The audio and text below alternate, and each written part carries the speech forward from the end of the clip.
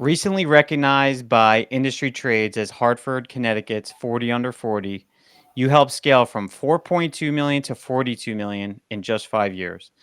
Tyler Paparello, COO of AMG Enterprises, a Midas franchise group, is here to share how he got there and what he sees are the future trends impacting the industry.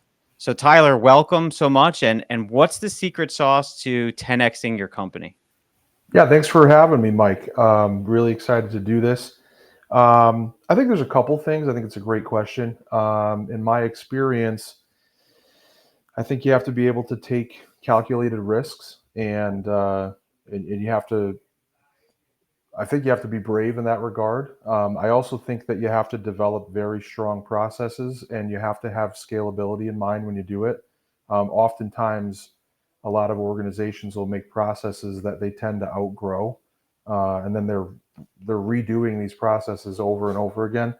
For us, how quickly we scaled within the first 12 months of my career here, I realized that I needed to start making these processes for 4x our size, our current size, knowing that we were going to continue to grow. And it was a great experience, a great learning experience. So, yeah, I think those are the big things. And then obviously, I think it's cliche, but it's the people.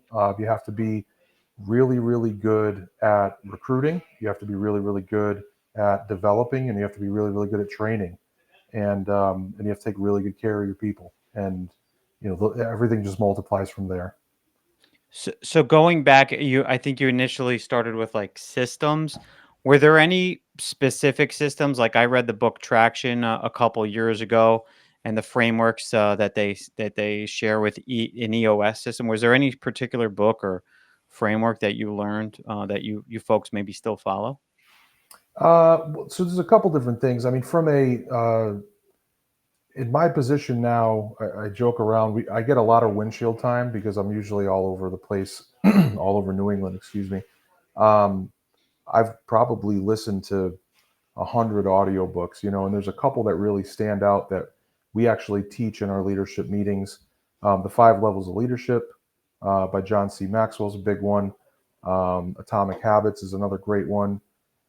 Extreme Ownership is another one. And we take those principles and we systemize them and we apply them in real time when we're coaching our folks. As far as our day-to-day operations, everything we do is measured. So every area of our business we can see into, and we're not scared to admit that. We're very transparent about that with our prospects that we're talking to, our potential employees. We want to win in every category, and one of my favorite quotes, if winning doesn't matter, why do they keep score? And that's Vince Lombardi, right? So, um, you know, I- you have to kind of inspect what you expect, and we do that regularly. So, and again, going from 10, you literally 10x, right? So, what about yourself in terms of self growth and skill sets? Were there any specific hurdles that you could think back to where it's like, yeah, I don't have this specific skill set. I need to acquire it. I always think of Neo in the Matrix. Oh, no, it wasn't Neo. It was the scene where I forget her name. She had to learn how to fly the helicopter in that moment in time, right? So, Oh, yep, yep, yep. I know what you're talking about. Yeah. So short story long, everything. I had to learn. So, um, little background on me. I mean, I've sold just about everything that you can sell. Insurance. As a kid, I sold sunglasses. I've done it all. So, getting into this industry, I had no problem on the sales aspect. I love talking to customers. I understand the importance of the customer experience. Fortunate enough to link up with a great organization that was growing, and that is growing, frankly. Man, when I started, I flew around kind of selling and doing what I knew how to do, which was, drive revenue. And, as we started to grow, I realized that I couldn't just sell my way out of all my problems, is kind of what I tell folks. And so I needed to learn how to be a leader and how to influence folks and how to drive the systems and processes that we want to roll out. And so I started to roll these things out. I started to develop them. I started to focus all my energy on becoming the best leader I could be, and not so much on the sales. The sales will come When you do all the right things. Sales are a byproduct of taking care of your customers and following a process. That was one of the biggest things that I learned. But yeah, I had plenty of growing pains along the way, and I still do. I don't pretend to know everything now. So So for those that don't know, right before we got on this call, and again, this is the first time we're ever speaking. You told me that you started out as a service advisor, and you basically are where you are today, 7 years later. Can you talk maybe more a bit about that? yeah, thanks. I appreciate that. I'd love to. Like I said, I've had a ton of sales jobs, and I've worked for some really great organizations that had some great sales training. And I was able to take a lot of those things that I learned along the way, and I was able to kind of apply them into the automotive field. Um, without pulling punches here, Mike, I actually started off as a customer, Mm, in the automotive space, right, like everybody else does, and I quickly identified that there was a huge gap in not only talent but just the way that we approach the customer experience. And I just remember thinking to myself, like, hey, if we could kind of implement some of these things or all of these things that I've learned, you know, I could probably do pretty good at this thing. And I kind of got back into the industry, and I started as a service advisor, like I said, and I worked my way up very quickly, and it's been super rewarding. Kind of, it feels like we're influencing some real change here, and the way that we, like I said, like that we interact with the customers and the way that we talk to them. They're really just looking to be taken care of, and there's an important rule that I try to follow. Your employees will never take better care of their customers than you do of them, and I think it's important to note. And so we kind of have a culture in our company about that, and um, so it's allowed me to grow very, very quickly, which is a blessing for sure. Can you dig a little bit deeper in terms of like if you're a branch manager maybe listening to this and they really want to learn how they can um, sell more, right, and drive more revenue? What are some specific examples of like the customer experience that you just mentioned before? Are you familiar with Net Promoter Score? Yes, but Okay, great. maybe someone isn't. So Sure. give us an example. Yeah. Yeah, so 1,000 foot view, the way that I teach Net Promoter Score, you have a survey that a customer is going to get at the end of the transaction based on your experience today. How likely are you to recommend XYZ repair shop, Midas of blank, right? Hmm. Nines and tens, those are promoters. Those are people that are going to say, "Hey, go see Mike. He's the best," right? Sevens and eights, those are called passives. Those are folks that probably met their expectations. They got what they came in for. But if they got a better price, they'd probably go somewhere else. The passives are where we need to spend a lot of our time. I think of a gas station when I think of passives. If you went to the gas station and you got gas and they had gas, then if you had to fill out a survey, you'd probably give them a seven or an eight. If they were out of gas, you'd probably go across the street. You wouldn't wait for them, right? So, and then anyone down from that, six and down, they'd say, do not go see Tyler. That guy's a jerk. And, your net promoter score is the percentage of people that are saying Mike's great minus the percentage of people that are saying Tyler's horrible. And there you have your net promoter. So, I play a game whenever a customer walks in, and I teach this as well. Most people enter your building at a seven or an eight. And you need to know that. And so they have a seven or an eight literally above their head when I'm playing a game. And if I smile at them and I greet them at the door and I shake their hand and I ask them, what can I do for you? I might be able to get them up to a nine, right? And if I offer them a coffee or a drink and I take their keys and we bring their car in right away and I ask them, what brings you in today? And I try to build some rapport with them. Maybe I got them to a 10. And maybe we leave their car out there for another 20 minutes instead, and I see them staring out the window. When are they going to bring my car in? I make a mental note of that. They're probably back down to an 8 now, and I need to do something to get them back up to a 10. And I'm paying attention to that internal score in my brain the entire transaction. We have to know that people buy from people that they like.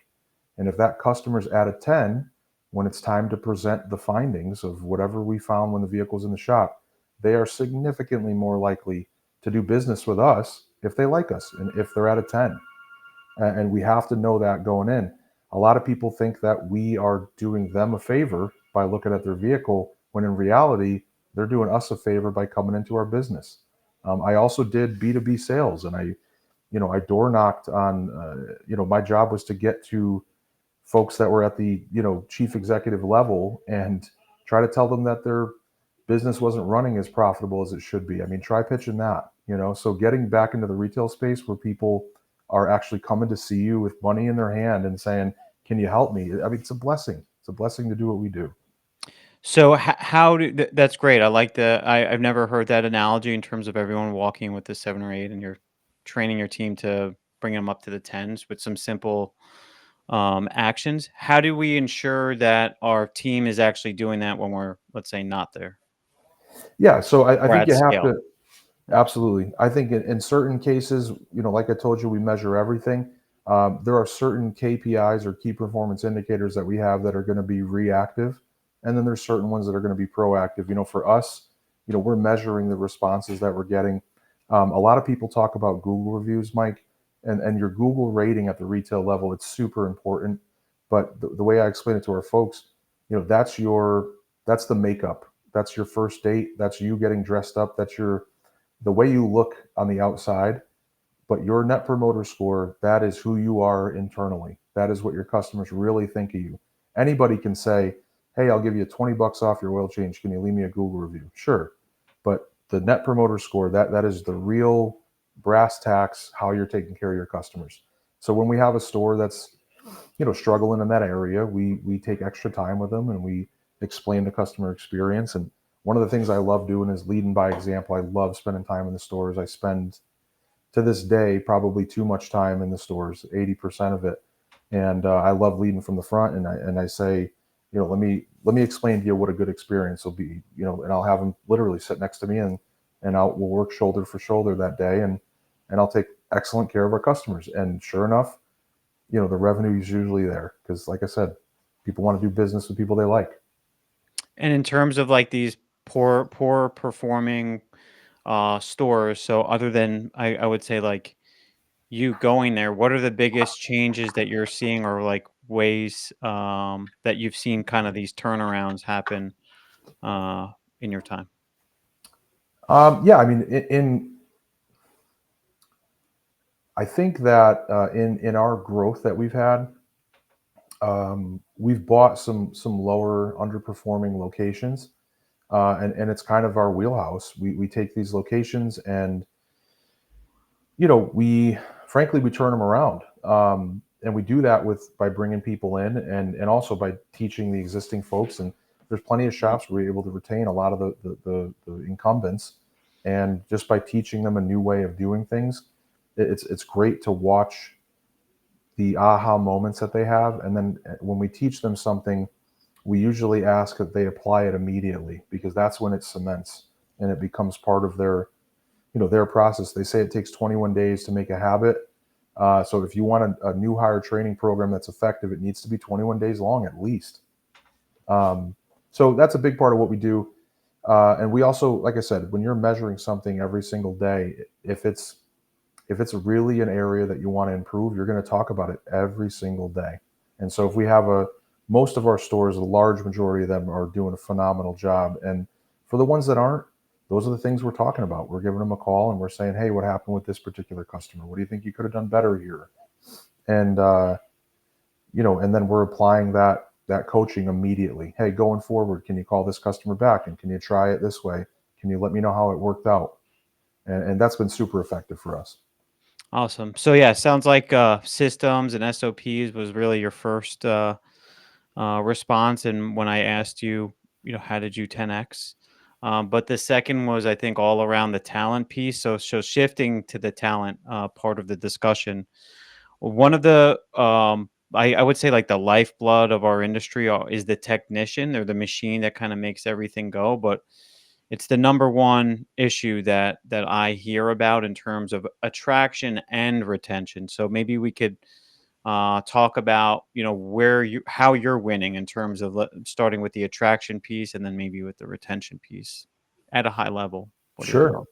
Yeah. So you have to recruiting has become so proactive, and if you are, I heard this on another podcast and I actually stole it. So if you're doing the post and pray method, which means you're waiting until a job is open, and then you're posting on one of the the big sites, and you're Hmm. waiting for folks to apply. You have to understand we've got a lot of great candidates from some of these sites, but for the most part, the really good people in this industry, they're not looking for jobs, because if they're working for a good company, that company's taking really good care of them, and that company doesn't want to lose them. Excuse me. Obviously, you don't want to lose your good people, right? Sure. So, where we found a lot of folks, really two different things. The first one is referrals. If we create a great place to work, we're always asking, hey, if do you know anybody that's interested? We have an amazing referral program in our organization. All I need is a name and a phone number, and we'll take care of the rest. The second thing we do is we're just always talking about looking for people. So everyone in our organization knows that we're always looking for people. And so, if you're at the grocery store and um, you see somebody that's wearing a Matco shirt, I might say, hey, I like your Matco shirt. Do you have a Matco toolbox? And if they say, yeah, I'm like, great. Well, where do you work? And, so for some people, Mike, that could seem aggressive. Hmm. And I've been told that. But in my opinion, if you're looking for the best people and you have the opportunity to take them out of a bad situation, or at least put them into a better one, you have an obligation to do so. That's great. Yeah. So we define the type of candidate that you're speaking about. We call them passive candidates. So they're typically in a role working today. They may see your job ad, but they're not clicking on it or applying, right? So you're doing an outbound methodology Yeah, by the number one recruiter of your company, which is your own employees, because no one knows your culture better, right? So absolutely. that's pretty awesome. So I think the other piece is how you're so successful, just showing the trajectory of from the attraction standpoint. I think you're almost like a poster child for your own company. I don't know if you are selling it that way, but you should. Not everyone really wants to aspires to be COO of a company, but if you want it to be, you're living proof that you can be, right? Starting out as a service advisor and growing all the way up into this position. So that's awesome in terms of telling your story about how you attract talent. What about? I mean, what else do you see in terms of like what are the most important pieces that you see that you're able to win these passive candidates? Is it like the culture? Is it different for everyone? Is it comp? What are the biggest factors you're seeing today? I think you got to have an aggressive compensation structure, obviously, but Okay. it also has to be simple. Um, you know, we have a plan that we've used since inception, and the folks love it. It's very simple, and obviously, it ties directly in. So our front counter folks, our customer facing people, and our back shop people, their compensation structure should be aligned. And it should be aligned with all the important aspects of your business, so that when the business is doing well, they're doing well, and when they're doing well, the business is doing well. And that's an easy thing. Compensation analytics can be, when you have a company of our size with stores ranging in volumes that are so significant, it's tough to put a one size fits all sometimes. And so we really, really like simple, Yeah. that way you don't have to worry about explaining it, and the expectations are aligned. They know exactly what they're going to get when they're going to get it. I think the second part is employee retention. Okay. And I know you had touched on that a little bit, Mike, but um, we, like I said, I worked for some great companies that did a lot of great things, and I've had the autonomy to roll a lot of this stuff out, take the things that I liked and implement them, and the things that I didn't, and leave them at the wayside. We throw, gosh, we throw an amazing party once a year. We have it at the Encore Boston Harbor. We take all of our employees, we put them in hotel rooms, we raffle off all kinds of crazy prizes: drones, Xboxes, PlayStations, camping equipment. I mean, it's awesome, and we give out awards for performance, both to technicians and stores. It's just a really, really great night, and people talk about it all year long. And when we're talking to prospective candidates, we show them the videos from the party. We have them talk to other employees, and the other employees are like, yeah, man, and they throw this awesome party too.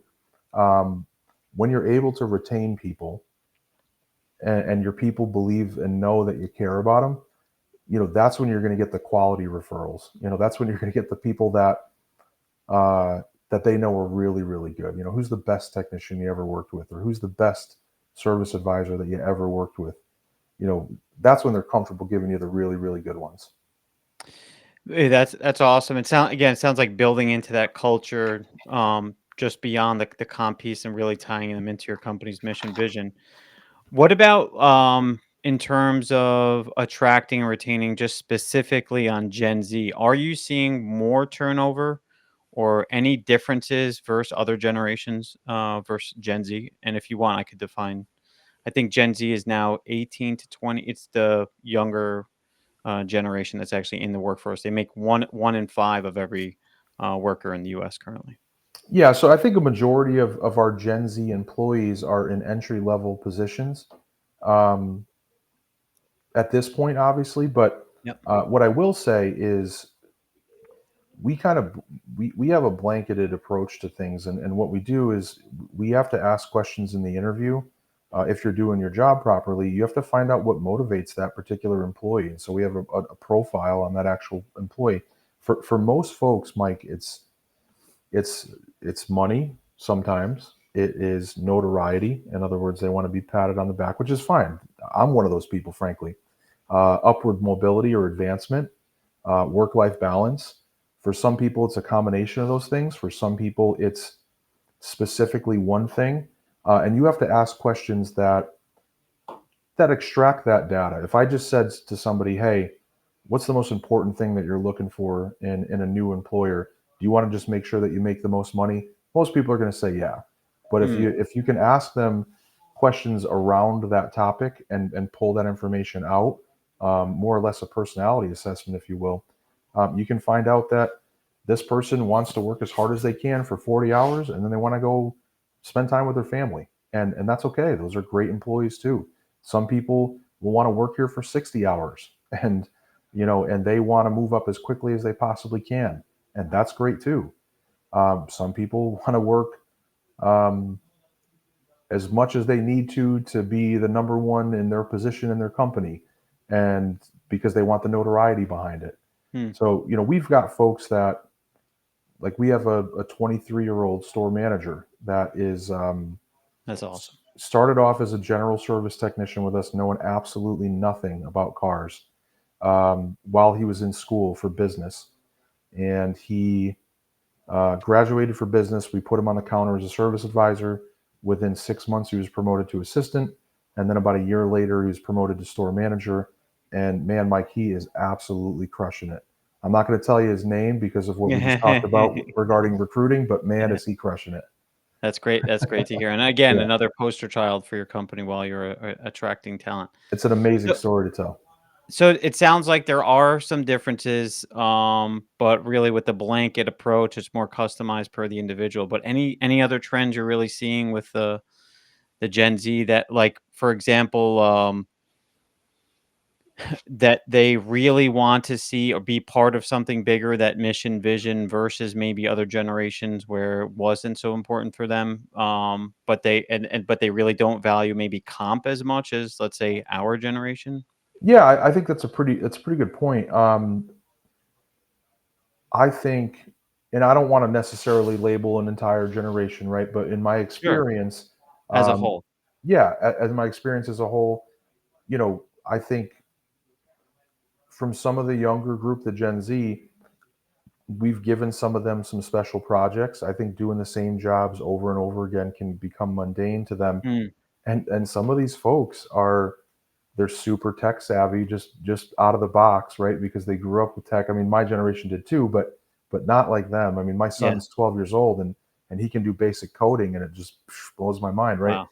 So yeah, we had a GS that was able to manage one of our locations, Facebook pages, and did a great job. And he would send the information to the district manager prior to approval. But I mean, he did a phenomenal job doing it, and it could potentially turn into a different style of position for them. Who knows? That's pretty So cool. yeah, and it So just keeps them engaged. yeah, going to tech, I think that's a major selling point too, right? In attracting Gen Z is I would imagine maybe like are EVs really changing, or what do you see the future with technology and how it's impacting service as we move forward? Yeah, I think that's another great question. Again, I hate to take a blanketed approach here, but obviously technology has really just changed so much, over the past even decade, but really 50 years. I mean, their automotive repair 50, 40, 30 years ago was mufflers and brakes, right? And um, there's a lot of companies that rested their laurels on that, and they felt it. And I think now with all of the modules and electronic components, you need to be a masterful diagnostician to really be able to fix a car. And so we're investing in so much more tooling and equipment, which is great because that's how we're going to stay up. Specifically around EV, I think it's identifying what are the product offerings that you're going to be able to be competitive at, and then really really studying up on those and understanding those products, and frankly then offering them to the public. So for instance, I think EV has become this kind of unwritten situation where people want to go to a place that they know understands an EV, because if it's not just assumed, Mm, someone will pull into a Midas because they know we know cars. But an EV person, they might only want to bring it to a dealership or only want to bring it to an aftermarket that specializes in EV.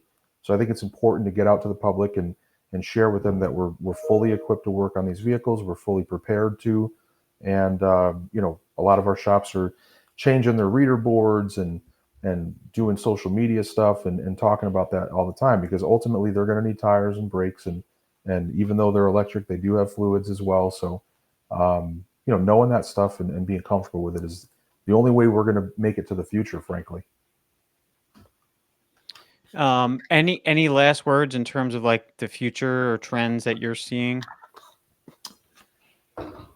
I think the EV is a perfect, transition when you talk about trends, because uh, I think it's important to understand that the technician itself is slowly dwindling. There are less and less technicians coming out of school. The folks that want to get their hands, completely covered in grease and weld a hot exhaust are unfortunately dwindling by the second here. Um, Finding the folks that want to do an electrical diagnostic and understand, and test the voltage and resistance on a specific sensor and follow a 32-step diagnostic procedure.